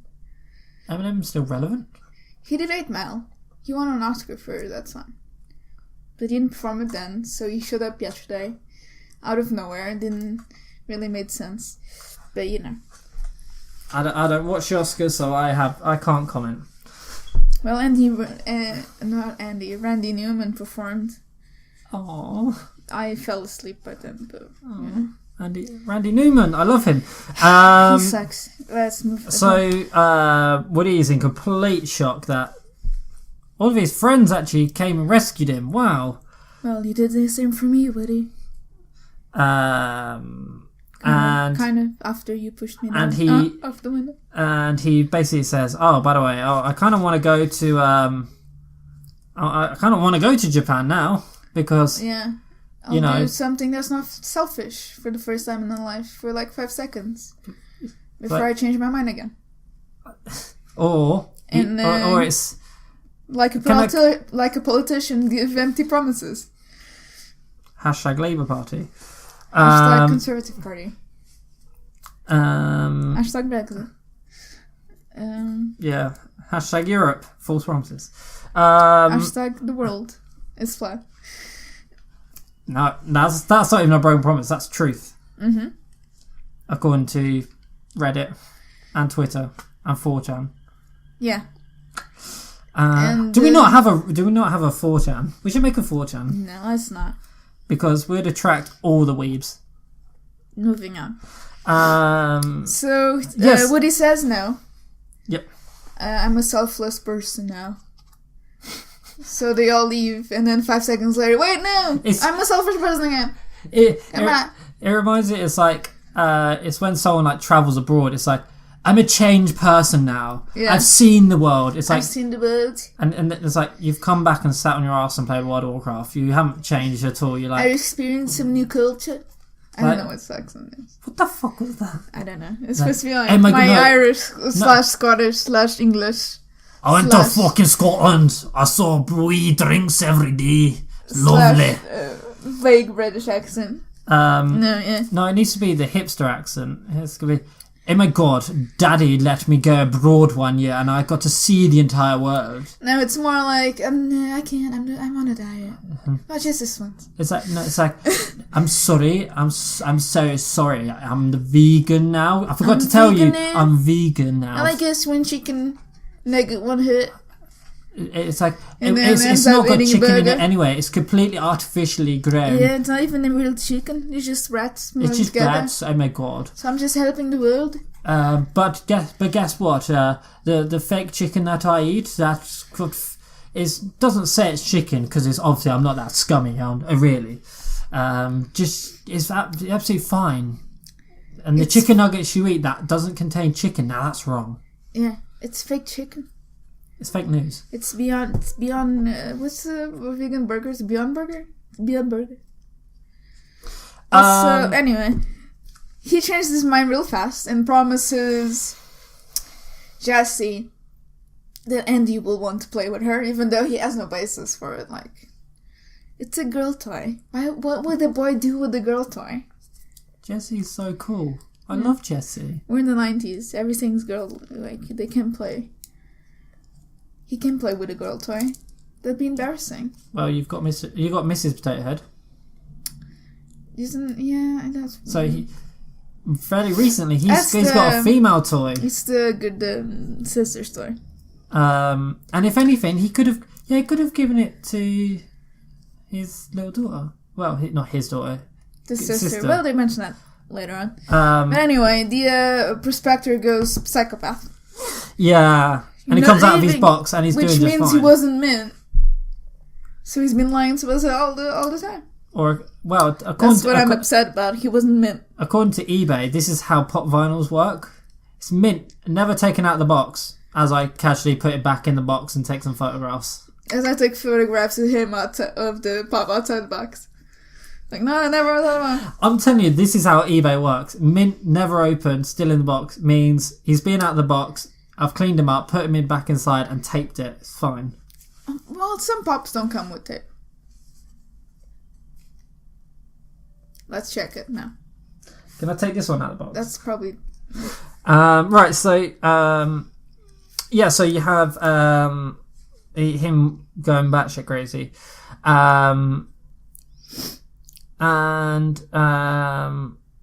Buzz... So Al comes back. Yep. He starts packing away everything. Gets in this foam fitting box. Mm-hmm. And he gets a flight to Japan, which I also have some nitpicks about. He gets to the airport, and you hear final call to Japan. Flight to Japan. We're going too far ahead. No, we're not. So, yeah, we are. Oh, wait, Zurg... we're going too far ahead. No, we're not. So, I'm going to go through it a little bit slower, because you've jumped ahead. No, I didn't. So, also, it's already an hour and a half. Yeah, so Woody's in shock that his friends came back, claiming that he wants to go to Japan. And then... Yeah, they leave. Then, which is in a complete reverse of what happened in the first movie. Woody eagerly talks to Toys about the television show that it was centered on his character and all the relevant merchandise, like all the stuff that he's shown. I'm famous, guys. I'm too good for you. And then it's like, Woody, you're not a fucking collectible. What are you doing? You're Andy's toy. Why? it's like, you're somebody else's property. A toy, Buzz says, intending to make his like friend stay. But Woody's pleads like, nah, I'm fine. I'm just, I'm kind of depressed because Jessie told me the truth. I'm a selfless person now. And it's all lies. Buzz then reminds Woody like, you once told him like life was only worth living if you're loved by a kid, and that's why he came to rescue Woody. It was like, you do know you're Andy's toy. You're owned by Andy. What the fuck are you doing? You're you his love property. It. Stop being crazy. Go back to your owner. But Woody still refuses to go. Yeah. He says, and then he just says to Buzz like, "This is my only chance. I'm staying here. It's my only chance." And then then Buzz is like, "What? To stay in glass and just be viewed at every day?" Yeah, be part of history. It's important to conserve history, I think. I don't disagree. Yeah. But it's Andy's toy. So, who cares? Andy does. Does he? He's a kid, okay? It's fine. Yeah, he would have forgot about him like two days later. So, and when they all leave, like, Woody just, like, thinks, like, right, what the fuck did Bud mean? He immediately regrets it, because Woody's an asshole. He makes empty promises to Jessie.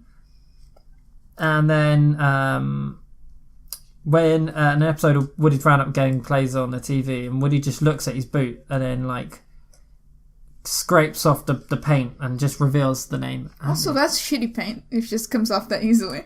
I mean, it hasn't dried. Then he would be, like, leaving bits of paint everywhere every time you walk. Well, I wanted that as a deleted scene, where it's just fucking... Do you remember at the end of the movie where they had the little deleted scenes of... Yeah, I skipped that. That's so funny, though. Is it? It's too much. And I would have loved to have seen a bit where it's just him walking around and just only one boot mark every step. I mean, it would be a giveaway that they're alive. But, So yeah, then he scrapes off the paint and reveals the word Andy. And then he yells to Buzz like, by the way, I'm an indecisive person. I'm an indecisive piece of shit.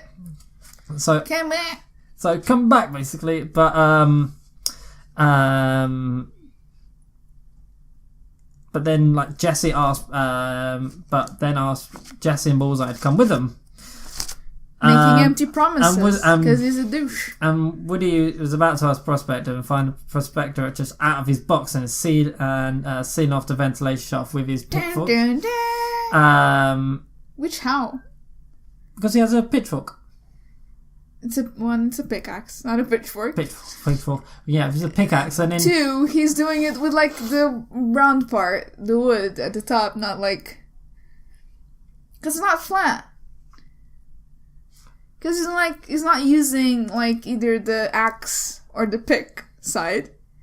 He's using like the little wood in the middle. It's fine. It's not flat. It doesn't work. It doesn't work. It's fine. It works out. It's not fine. Not to me. So the Prospector Prospector's anger that comes out that he spent his entire life like in a box. No, his main box is worth more than if it's out of the box. And the fact that he's never actually been loved by like anyone. Who cares? Like, and he wants to go to Japan. But Woody's friends attempt to like open the gate, but doesn't succeed. Yeah, because he's sick. Yep. And then Al turns up and is like, right, off we go. Japan. The rescuers like go back down the ventilation shaft, but encounter Zurg. Zurg's back. He then flings 1,000 balls.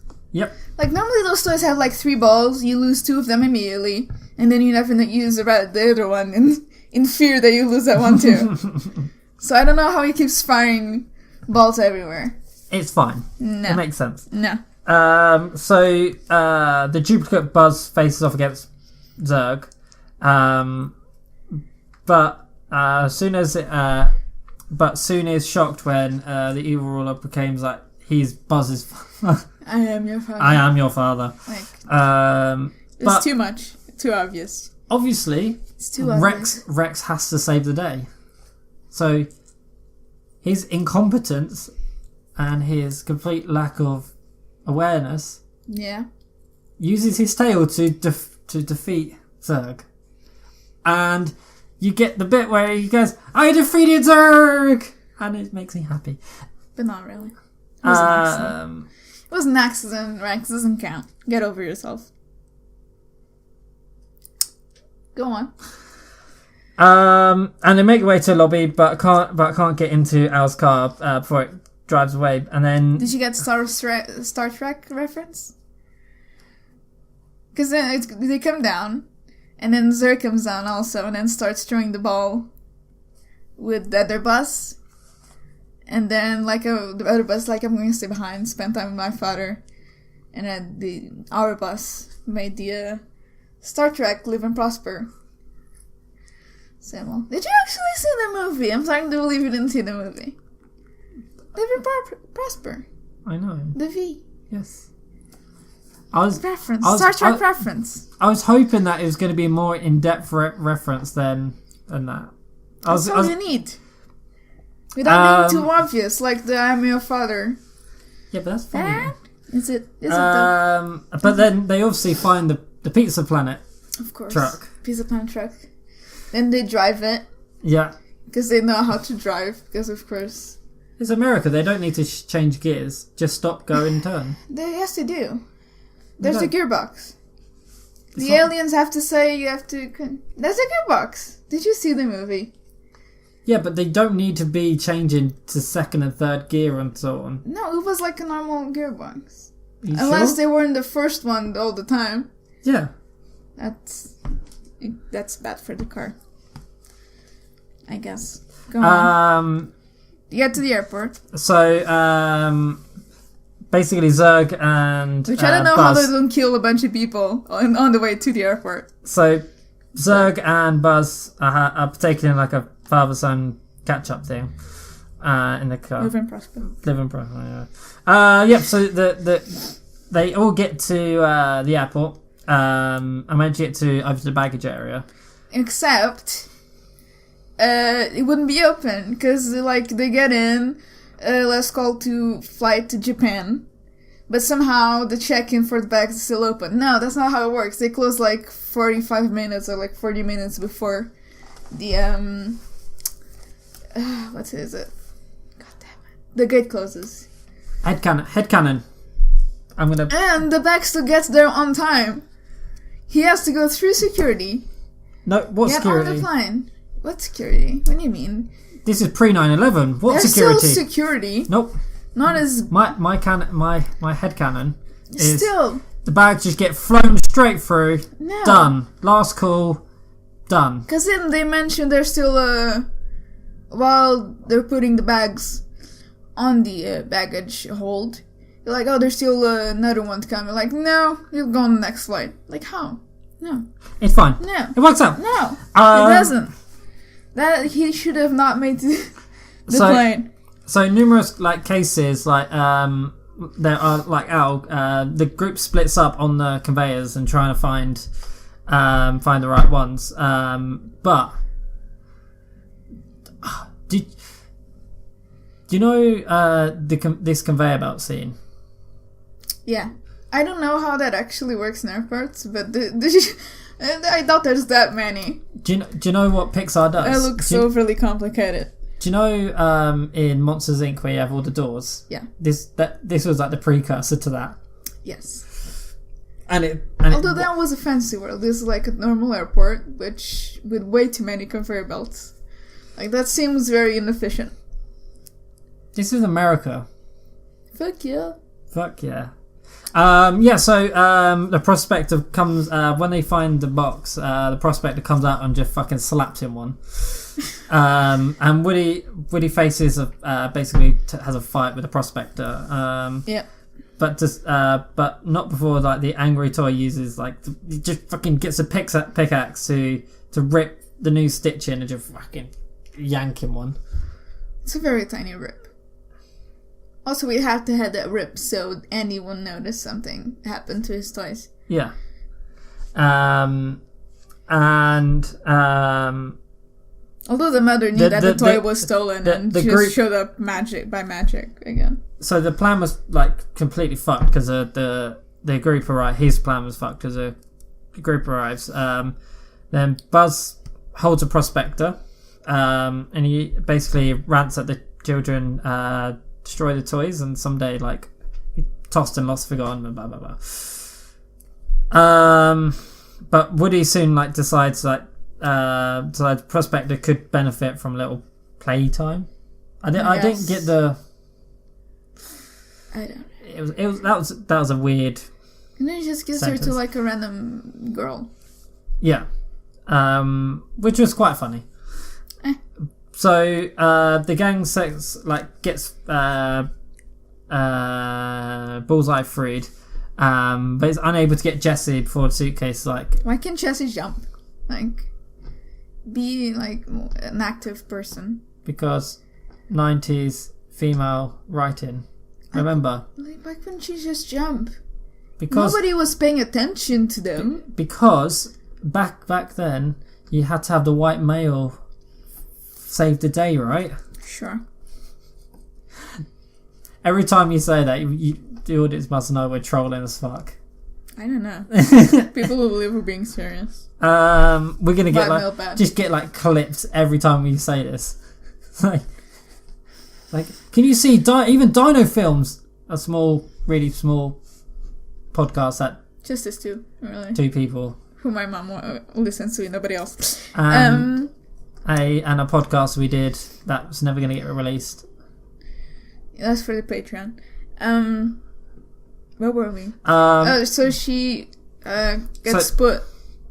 Yeah. In the little trolley / it's not a truck. It's a trolley. Yeah. To go to the plane to go in baggage hold.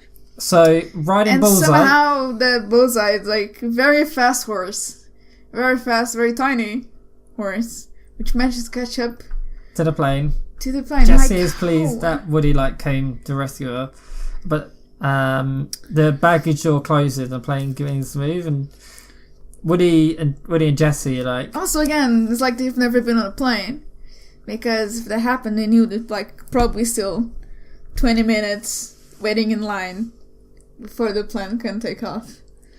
Unless it's a very it's a very efficient plane. It's fine. It's a very efficient airport, or no flights, just one flight a day. No, it's the last flight of the evening. Maybe it's fine. And Woody and Jessie slip through an opening near the plane's tyres, so near landing gear. Yeah.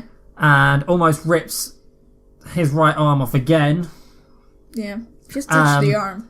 And swings off his pull string and then gets on Bullseye again.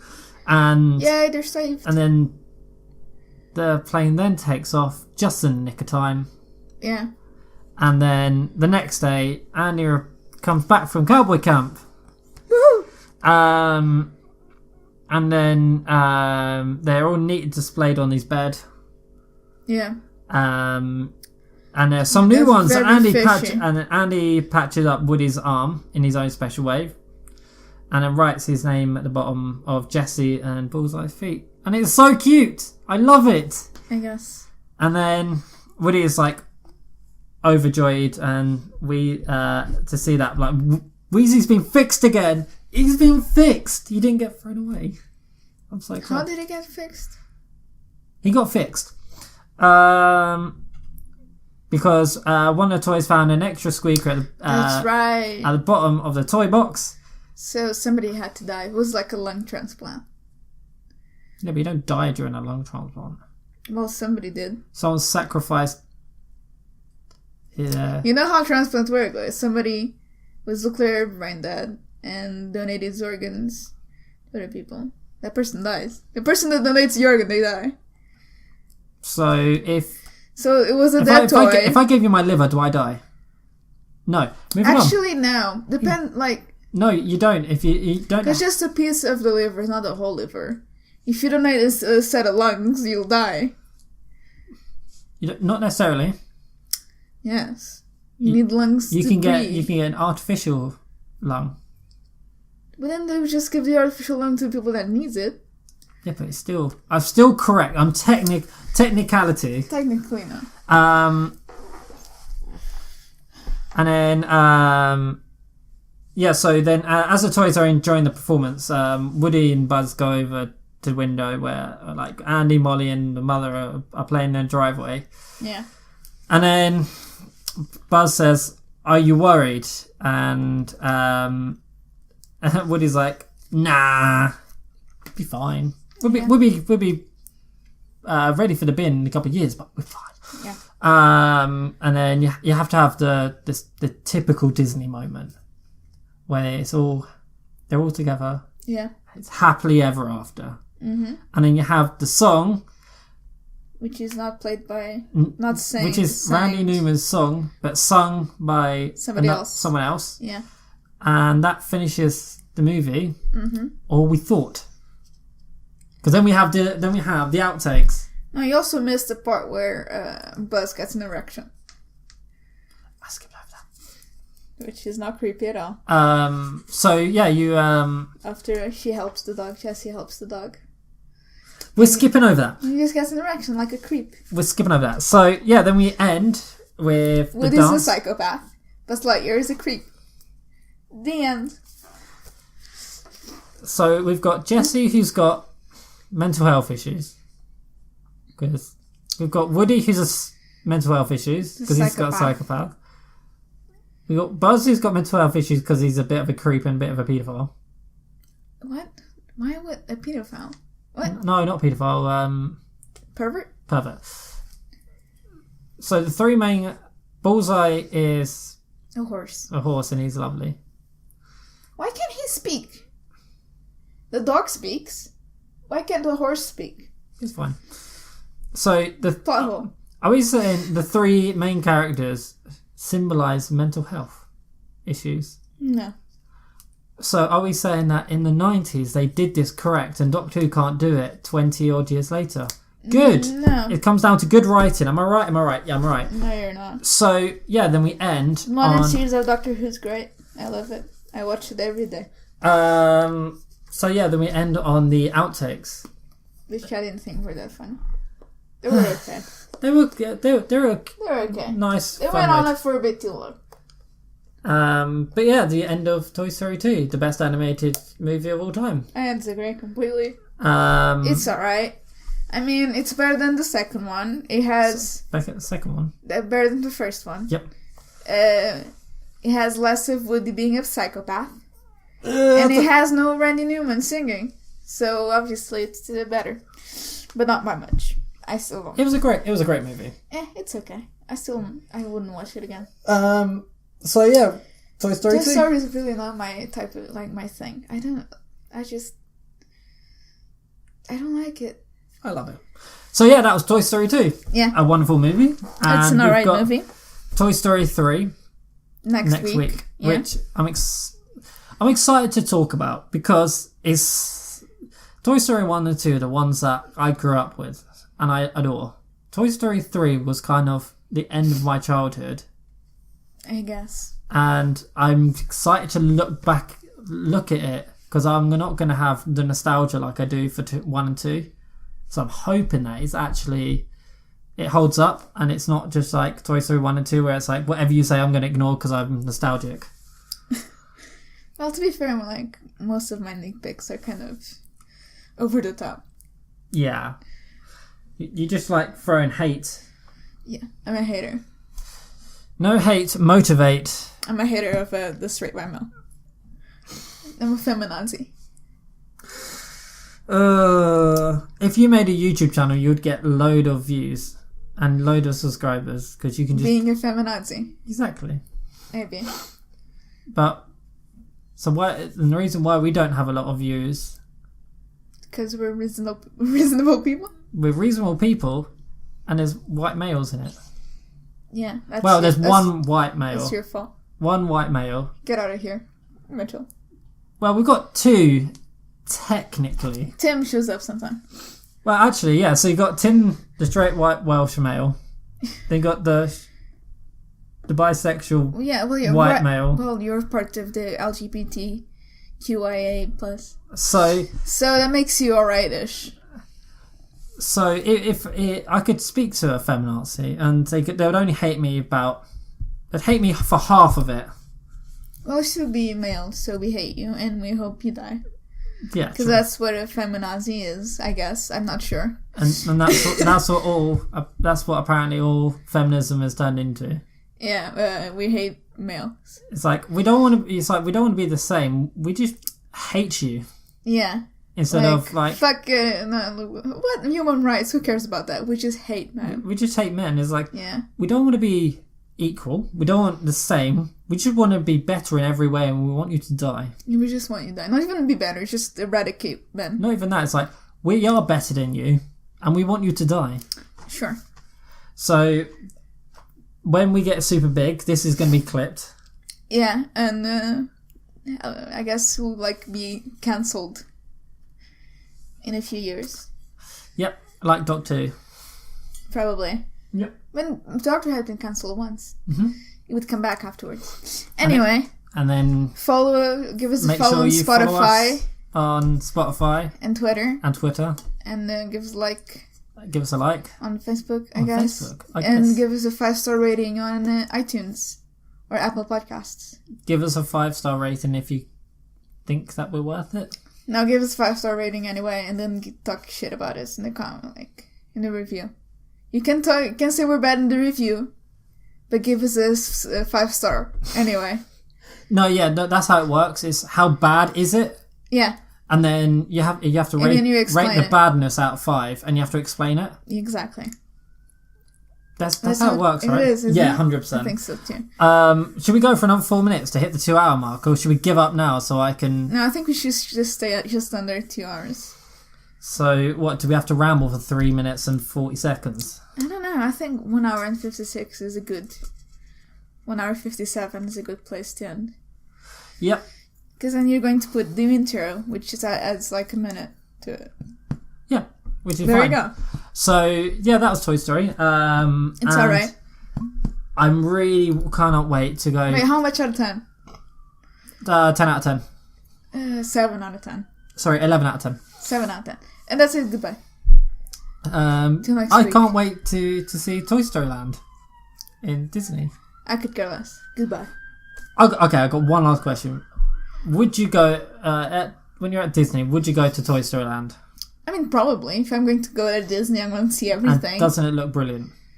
Yes. Well, no. That's the end. And goodbye. Goodbye.